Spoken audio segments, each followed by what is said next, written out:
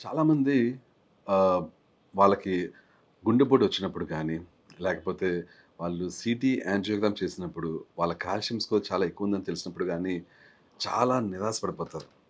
ఇంక లైఫ్ ఏం లేదు. ఇంకంతే నా గుండె ఎప్పటికప్పుడు ఆగిపోతది అని అనుకుంటూ ఉంటారు.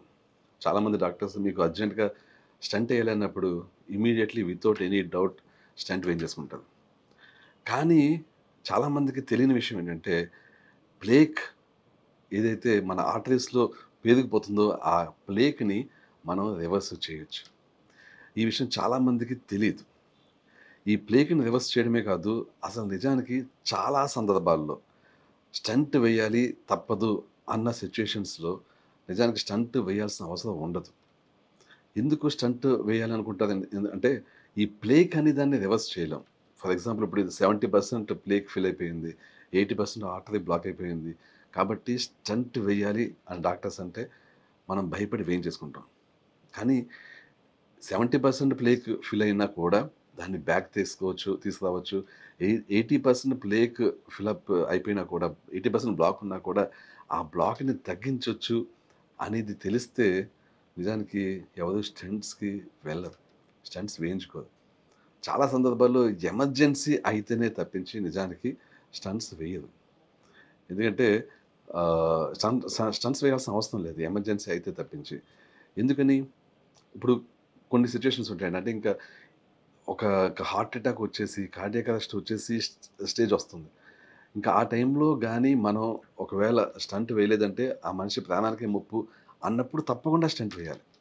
కానీ ఆ వ్యక్తికి మరీ సీరియస్ సింప్టమ్స్ లేవు. జస్ట్ ఒక యూ నో ప్లేక్ అయితే డెఫినెట్‌లీ బిల్డప్ అయింది. బట్ సీరియస్ సింప్టమ్స్ లేవు. అలాంటప్పుడు మనం నిజానికి ఆ వ్యక్తికి బలవంతంగా స్టంట్ వేయకూడదు. మరి ఓకే. స్టంట్ వేయట్లేదు. మరి అలాంటప్పుడు రివర్స్ చేయడం ఎలాగా? ప్లేక్‌ని రివర్స్ చేయడం ఎలాగా? స్టంట్ వేయకపోయినా కూడా ఆ వ్యక్తిని మనం కాపాడడం ఎలాగా? బేసికల్లీ దీనికి కొన్ని మార్గాలున్నాయి. ఒకటి completely anti inflammatory diet and at the same time ప్లేక్‌ని రివర్స్ చేసే సప్లిమెంట్స్. ఏంటి ప్లేక్‌ని రివర్స్ చేసే సప్లిమెంట్స్ ఉన్నాయా? ఉన్నాయి. అన్‌ఫార్చునేట్‌లీ వీటి గురించి చాలా మందికి తెలీదు. ఫర్ ఎగ్జాంపుల్ నయాసిన్ అనే సప్లిమెంట్. అది యాక్చువల్‌గా చాలా కాలం నుంచి ఉంది మార్కెట్‌లో. బట్ అన్‌ఫార్చునేట్‌లీ ఇండియాలో దాన్ని చాలా తక్కువ డోసేజ్‌లోనే అలౌ చేస్తున్నారు. బట్ ఈ నయాసిన్ అనేది సరైన డోసేజ్‌లో వాడితే ఇది ప్లేక్‌ని రివర్స్ చేస్తది.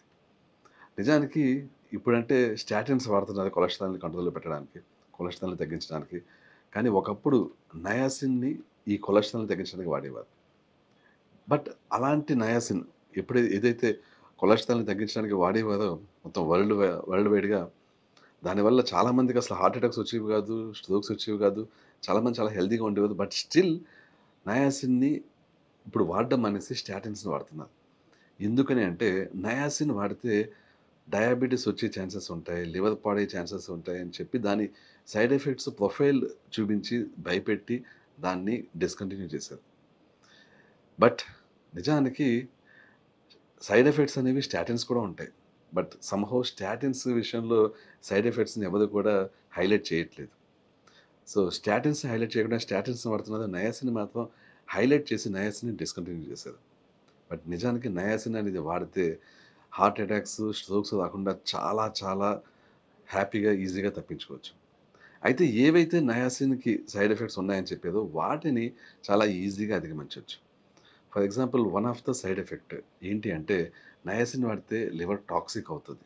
లివర్ డ్యామేజ్ అవుతది. ఇది చాలా ఈజీగా టీఎంజీ అనే సప్లిమెంట్ యూజ్ చేసి దీన్ని అధిగమించొచ్చు. అంటే నయాసిన్ తీసుకుంటున్నప్పుడు మనం ఎప్పుడైతే నయాసిన్ టాబ్లెట్ తీసుకుంటామో దాంతో పాటే టీఎంజీ అనే సప్లిమెంట్ కూడా తీసుకుంటే ఇది లివర్ పాడవకుండా, లివర్ టాక్సిక్ కాకుండా లివర్‌కి కావాల్సిన మీథైల్ గ్రూప్స్ అనే ఇంగ్రీడియెంట్స్‌ని అందిస్తాయి. సో, అందువల్ల ఏదైతే నయాసిన్ తీసుకుంటే లివర్ పాడవుతది అంటారో ఆ సైడ్ ఎఫెక్ట్ అయితే క్యాన్సెల్ అవుతుంది. అలాగే నయాసిన్ తీసుకుంటే వేరే సైడ్ ఎఫెక్ట్స్ అంటే ఇన్సులిన్ రెసిస్టెన్స్ పెరుగుతుంది అనే సైడ్ ఎఫెక్ట్ ఏదైతే ఉందో దాన్ని నయాసిన్‌తో పాటు B complex vitamins and at the same time collagen ఇవి తీసుకుంటే ఆ డయాబెటిస్ వస్తదనే ఆ సైడ్ ఎఫెక్ట్ కూడా ఉండదు.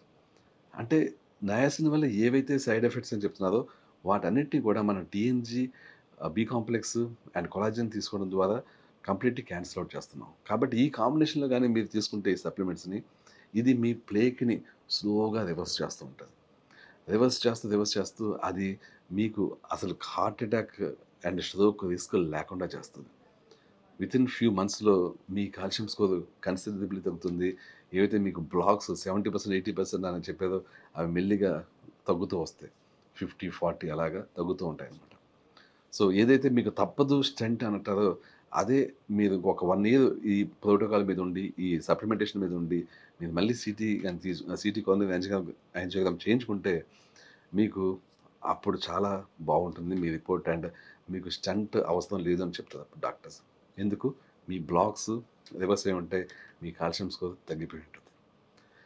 నేను చూసిన వాళ్ళలో కాల్షియం స్కోర్‌ని 0 అయిన కేసులు కూడా ఉన్నాయి. చాలా స్ట్రేంజ్ అది. నేను కాల్షియం స్కోర్ 0 అవుతుందని ఎప్పుడు ఎక్స్‌పెక్ట్ చేయలేదు. బట్ అలా కూడా అయినయి ఉన్నాయి. సో, అందువల్ల ఎవరికైనా సరే హార్ట్ అటాక్ వచ్చినా, లేకపోతే స్టంట్స్ పడినా, ఫ్యూచర్‌లో స్టంట్స్ పడకూడదు మళ్ళీ, ఫ్యూచర్‌లో ఇంకా కాల్షియం ప్లేక్ బిల్డ్ కాకూడదు అని ఉంటే డెఫినెట్‌లీ మీరు మీరు ఈ సప్లిమెంట్స్ వాడాల్సి ఉంటుంది. At the same time anti inflammatory diet వాడాల్సి ఉంటుంది. యాంటీ ఇన్‌ఫ్లమేటరీ డైట్‌లో ఇన్‌ఫ్లమేషన్ కలిగించి ఏ విధమైన ఆహార పదార్థాలు మీరు తీసుకోకుంటే అంటే especially high amounts of carbohydrates rice గానీ, ఆహ్, చపాతీలు గానీ ఇలాంటి హై అమౌంట్స్ ఆఫ్ కార్బోహైడ్రేట్స్ తీసుకోకుండా ఉంటే మీ ఇన్‌ఫ్లమేషన్ తగ్గి మీకు ఫర్దర్ ప్లేక్ బిల్డప్ అనేది కాకుండా ఉంటుంది. So, diet and supplements use చేసి మీరు డెఫినెట్‌లీ మీకు ఫ్యూచర్‌లో ఏ విధమైన heart attack cardio related issues లేకుండా చేసుకోవచ్చు. And at the same time మీరు వర్కౌట్స్ కూడా కంటిన్యూ చేస్తుండాలి. ఈ 2 మాత్రమే కాకుండా వర్కౌట్స్ కూడా చేస్తుంటే వర్కౌట్స్ ఏం చేస్తుంటాయంటే మీ ఆర్టరీస్‌లో బ్లడ్ సర్క్యులేషన్ బాగా అయ్యేలా చేస్తుంటాయి. ఎస్పెషల్లీ మీరు రెగ్యులర్‌గా వాకింగ్ చేస్తుంటే, ఎస్పెషల్లీ బ్రిస్క్ వాకింగ్ చేస్తుంటే ఇదేం చేస్తదంటే మీకు నైట్రిక్ ఆక్సైడ్‌ని పెంచి మీ బాడీలో మీకు మీకు బ్లడ్ సర్క్యులేషన్‌ని బాగా పెంచుతాయన్నమాట. ఎప్పుడైతే బ్లడ్ సర్క్యులేషన్ బాగా అవుతుందో మీకు ఆహ్, ఈ హార్ట్ గాని, మీ ఆర్టరీస్ గాని డ్యామేజ్ అవ్వడం అనేది స్లో అయిపోతుంది. బేసిక్‌గా డ్యామేజ్ అవ్వడం ఆగిపోతుంది. సో, అందువల్ల మీరు డైట్ అండ్ సప్లిమెంటేషన్ మీద ఫోకస్ పెడుతూనే వర్కౌట్స్ మీద కూడా చాలా ఫోకస్ పెట్టాలి. ఇనీషియల్ డేస్‌లో మీరు ఎక్కువ కార్డియో మీద ఫోకస్ పెట్టినప్పటికీ ఒకవేళ మీకు ఆర్టీరియల్ ప్లేక్ అది ఎక్కువుండి కొంచెం కొలెస్ట్రాల్ ఎక్కువుంటే కొలెస్ట్రాల్ అంటే ట్రైగ్లిజరైడ్స్ కానీ ఎక్కువుంటే ఇనీషియల్ డేస్‌లో కొంచెం వాకింగ్, బ్రిస్క్ వాకింగ్ వాటి మీద ఫోకస్ చేసి ఎప్పుడైతే మీ కొలెస్ట్రాల్ కంట్రోల్‌లోకి వస్తుందో అంటే ఎస్పెషల్లీ మీ ట్రైగ్లిజరైడ్స్ తక్కువగొచ్చి మీ ఇన్‌ఫ్లమేషన్ మార్కర్స్ హెచ్ఎస్‌సీఆర్‌పీ అని, ఈఎస్ఆర్ అని, హోమోసిస్టిన్ అని, ఫెరిటిన్ అని ఈ 4 వాల్యూస్ ఉంటాయి. ఇవి ఇన్‌ఫ్లమేషన్ మార్కర్స్. ఈ 4 గాని కరెక్ట్ అమౌంట్‌లో ఉంటే అంటే కంట్రోల్‌లో లిమిట్‌లోనే ఉంటే అప్పుడు మీరు ఇప్పటిదాకా చేసిన కార్డియోతో పాటు మీరు రెసిస్టెన్స్ ట్రైనింగ్ కూడా స్టార్ట్ చేస్తే ఇవి ఇంకా మీ హార్ట్‌ని, ఆర్టరీస్‌ని పర్ఫెక్ట్‌గా మంచి హెల్తీ కండిషన్‌లో ఉండేలా చేస్తాయి. So, at the end of the day మీరు ఫైనల్‌గా ఎలాంటి సిట్యుయేషన్ ఉండాలంటే, మీరు మంచి సప్లిమెంటేషన్ వాడుతూ, డైట్ వాడుతూ, కార్డియో చేస్తూ, అలాగే రెసిస్టెన్స్ ట్రైనింగ్ చేస్తూ, మీకు సఫిషియంట్ అమౌంట్ ఆఫ్ స్లీప్ ఉండేలా చేసుకుంటే, మీకు అసలు కార్డియోవాస్కులర్ ఇష్యూస్ వచ్చి ఛాన్సే ఉండదు. ఒకవేళ వచ్చినా కూడా అవి తగ్గిపోయి ఫర్దర్ ఏ విధమైన రిస్క్ మీకు ఉండదు.